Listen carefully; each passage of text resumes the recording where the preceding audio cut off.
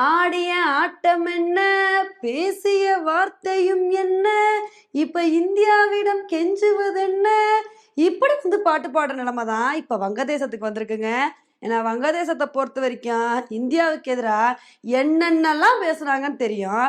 ஆனா அப்பேற்பட்ட வங்கதேசம் இப்ப இந்தியா கிட்ட, எப்பா நீங்க தான்ப்பா எங்களுக்கு உதவி பண்ணணும், எங்களுக்கு எப்படியாவது அரிசி கொடுத்து உதவுங்க அப்படின்னு இது மாதிரி கெஞ்ச ஆரம்பிச்சிருக்காங்க. இன்னைக்கு நம்ம வீடியோல இந்த ஒரு விஷயத்தை பத்தி தான் பார்க்க போறோம். இப்ப நாளுக்கு நாள் இந்திய வங்கதேச உறவுகள் அப்படின்றது ரொம்ப மோசமாக்கிட்டு இருக்குங்க. இதுக்கு காரணம் வங்கதேசத்தோட யுனஸ் கவர்மெண்ட் ஏதாவது இந்தியாவுக்கு எதிராக பண்ணணும் அப்படின்னு எதையாவது அடுத்தடுத்து பண்ணிக்கிட்டே இருக்காங்க. ஆனா இப்படி இருக்கும்போது இப்ப வங்கதேசத்துக்கு என்ன நிலைமை தெரியுமா வந்திருக்கு? அவங்க நாட்டுல அரிசி ரொம்பவே பற்றாக்குறையா வந்திருக்குங்க. இப்ப இதனால வங்கதேசம் இந்தியா கிட்ட கெஞ்சிட்டு இருக்காங்க. எங்க இந்தியா, நீங்க தான் எங்களுக்கு உதவி பண்ண முடியும். எப்படியாவது உங்க நாட்டுல இருந்து எங்களுக்கு 50,000 டன் அரிசியை கொடுங்க. நீங்க கொடுத்தாதான் எங்க நாடு நல்லா இருக்கும் அப்படின்னு இது மாதிரி வங்கதேசம் இந்தியா கிட்ட கெஞ்சாத குறையா ரெக்வஸ்ட் பண்ணி கேட்டிருக்காங்க. இதெல்லாம் பார்க்கும்போதுதான் நமக்கு ரொம்ப ஆச்சரியமா வந்திருக்கு. ஏன்னா வங்கதேசம் எப்பயுமே இந்தியாவில் உள்ள பாகாதியா பிரதர் பிரைவேட் லிமிடெட் அப்படின்ற அந்த ஒரு கம்பெனி கிட்ட இருந்துதான் அரிசியை இம்போர்ட் பண்ணுவாங்க. ஒரு டன்னுக்கு $456 மதிப்பில் காசை கொடுத்து இந்த மாதிரி இம்போர்ட் பண்ணிட்டு இருந்தாங்க. ஆனால் இப்போ என்ன சொல்லியிருக்காங்க அப்படின்னா, எங்கள் நாட்டில் அரிசி பற்றாக்குறை ரொம்பவே அதிகமாகிக்கிட்டு இருக்கு. இப்படியே போச்சு அப்படின்னா எங்கள் நாட்டு மக்களுக்கு நாங்கள் ஒழுங்காக அரிசி கொடுக்க முடியாது. அதனால் தயவு செஞ்சு எப்படியாவது 50,000 டன் அரிசியை நீங்கள் எங்களுக்கு கம்மியான விலையில கொடுக்கணும், ஆஃபர் ப்ரைஸில் கொடுக்கணும். ஏன்னா எங்கள் நாட்டு நிலைமை ரொம்ப மோசமாக வந்திருக்கு.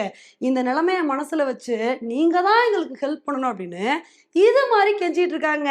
இதை பார்க்கும்போது நமக்கு எப்படி இருக்கு அப்படின்னா, கொஞ்ச நாளைக்கு முன்னாடி வரைக்கும் இதே வங்கதேசம் தான் இந்தியாவா, இந்தியாவே எங்களுக்கு வேணாம், இந்தியா கிட்ட இருந்து இனிமேல் வெங்காயம் வாங்க மாட்டோம், உருளைக்கிழங்கு வாங்க மாட்டோம், இனிமேல் நாங்கள் வெங்காயம் உருளைக்கிழங்குலாம் எங்க பங்காளி நாடான பாகிஸ்தான் கிட்ட தான் வாங்குவோம், பாகிஸ்தான் தான் எங்களுக்கு எல்லாமே அப்படின்னு இந்தியாவை புறக்கணிச்சுக்கிட்டு பாகிஸ்தான் கிட்ட வாங்குறதுக்கு பிளான் பண்ணிட்டு இருந்தாங்க. இந்த ஒரு விஷயத்த இந்தியாவும் பெருசா கண்டுக்கவே இல்லை. நீங்க யாருக்கிட்ட வேணா வாங்கிக்கோங்கப்பான்னு சொல்லிட்டு நம்ம பாட்டுக்கு அசால்ட்டா விட்டுட்டோம். ஆனா அப்பேற்பட்ட வங்கதேசம் இப்போ திடுதிப்புன்னு, எப்பா இந்தியா நீங்க தான் எங்களுக்கு உதவி பண்ணணும், எப்படியாவது எங்களுக்கு உதவி பண்ணுங்கன்னு இது மாதிரி அண்டர்பெல்ட்டி அடிச்சு கெஞ்ச ஆரம்பிச்சிட்டாங்க. ஆனா இந்த ஒரு விஷயத்துக்கு இந்தியா செவி சாய்ப்பாங்களா இல்லையா அப்படின்றத பொறுத்து பார்த்தா தான் தெரியும். ஆனா நம்மளை பொறுத்த வரைக்கும் இந்த விஷயத்துல என்ன தோணுது அப்படின்னா, எப்படியும் இந்தியா வங்கதேசத்துக்கு ஹெல்ப் பண்ணிடுவாங்க அப்படின்னு தாங்க தோணுது. ஏன்னா வங்கதேசத்தோட இடைக்கால அரசு தப்பு பண்ணா அங்க உள்ள மக்கள் என்ன பண்ணுவாங்க?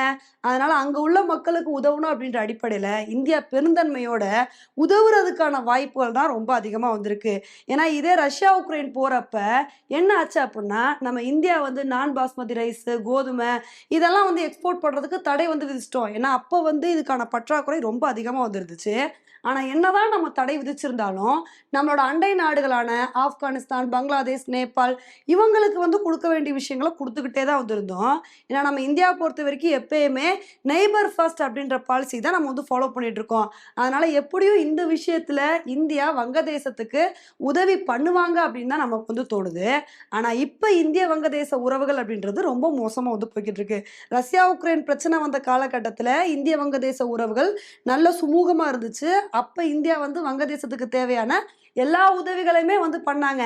ஆனா இப்ப இந்தியா என்ன பண்றாங்க அப்படின்றத பொறுத்து பார்க்கலாம்.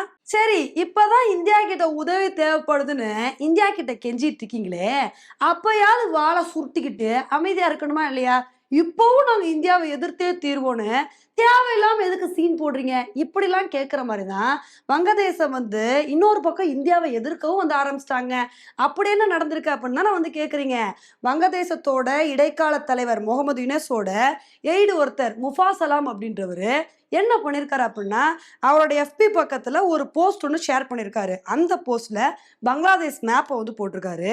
இந்த பங்களாதேஷ் மேப்ல அஸ்ஸாம், வெஸ்ட் பெங்கால், திரிபுரான்னு சொல்லி நம்ம இந்திய மாநிலங்கள் எல்லாத்தையுமே அவங்களோட பகுதிக்குள்ள இணைச்சு இது எல்லாமே எங்க நாட்டு பகுதி தான் அப்படின்ற மாதிரி போஸ்ட் போட்டிருக்காருங்க. இந்த ஒரு போஸ்ட்டை பார்த்தவனே நமக்கு செம்ம காண்டாயிருச்சு. என்னங்க நினைச்சுக்கிட்டு இருக்கீங்க மனசுல? கொஞ்சம் கவனமா இருங்க, இல்லைன்னா நடக்கிறதே வேற அப்படின்னு நம்மளோட இந்தியாவோட வெளியுறவுத்துறை அமைச்சகத்தோட ஸ்போக்ஸ் பர்சன் ஜெய்ஸ்வால் அவர்கள் வந்து இந்த ஒரு விஷயத்துக்கு சரியான பதிலடி வந்து கொடுத்தாரு. அதுக்கப்புறம் இந்த ஒரு மேப்பை வந்து பார்த்தீங்கன்னா அவரோட எஃபி போஸ்ட்ல இருந்து அவர் வந்து தூக்கிட்டாரு. வங்கதேசத்தை பொறுத்த வரைக்கும் அவங்களோட மனசுல என்னதான் நினைச்சுக்கிட்டு இருக்காங்கன்னு தெரியலங்க. திடீர்னு வந்து என்ன சொல்றாங்க, நாங்க 4 நாள் இருந்தா போதும், இந்தியாவோட திரிபுரா, வெஸ்ட் பெங்கால் இந்த மாநிலங்கள்லாம் வந்து கைப்பற்றி எங்க நாட்டு பகுதி கூட இணைச்சிட்டு போயிட்டே இருப்போம்னு சொல்றாங்க. இப்போ திடுதிப்புன்னு இந்த மாதிரி நம்ம பகுதிகளை அவங்க மேப் கூட சேர்த்து வந்து போஸ்ட் வந்து போடுறாங்க. இதையெல்லாம் வந்து பார்க்கும்போது என்னதான் நடக்குதுன்னு புரியல. ஆல்ரெடி அரக்கன் ஆர்மி வங்கதேசம் கண்ணுக்குள்ள விரல விட்டு ஆட்டிட்டு இருக்காங்க. வங்கதேசம் இப்ப இருக்கிற நிலைமையில அரக்கன் ஆர்மியவே சமாளிக்க முடியாம திணறிட்டு இருக்காங்க. ஏன்னா வங்கதேசத்தோட பகுதியான டெக்னாஃப் அப்படின்ற பகுதியை அரக்கன் ஆர்மி ஆக்கிரமிப்பு பண்ணி அங்க வந்து வங்கதேசத்துக்கு பெரிய குடைச்சல் கொடுத்துட்டு இருக்காங்க. இதனால ஒரு பக்கம் வங்கதேசம் என்ன சொல்லிட்டு இருக்காங்க, எப்பா நிலைமை ரொம்ப மோசமா இருக்கு, அந்த பக்கம் யாரும் நம்ம மக்கள் போகாதீங்க, அவங்க ரொம்ப மோசமானவங்கன்னு இது மாதிரி அவங்களுக்கு பயந்து இப்படி இருந்துகிட்டு இருக்காங்க. இப்படிலாம் இருக்கும்போது இந்தியா பகுதிகளை ஆட்டையை போடுவோன்னு காமெடி பண்றீங்களே, இதெல்லாம் கேட்கறதுக்கே எம்பிட்டு சிரிப்பா வந்திருக்கு. ஆல்ரெடி நீங்க இந்த மாதிரி சொன்னதுக்கு தான் வெஸ்ட் பெங்கால் சிஎம் மம்தா பானர்ஜி அவர்கள் வந்து சரியான பதிலடி வந்து கொடுத்தாங்க. இது மாதிரி நீங்க பேசிட்டு இருப்பீங்க, நாங்க என்ன லாலிபாப்பை வந்து சாப்பிட்டுட்டு இருப்போமா, போங்க பாங்கிட்டு காமெடி பண்ணாமன்னு ரொம்ப நகைச்சுவையா வந்து பேசியிருந்தாங்க.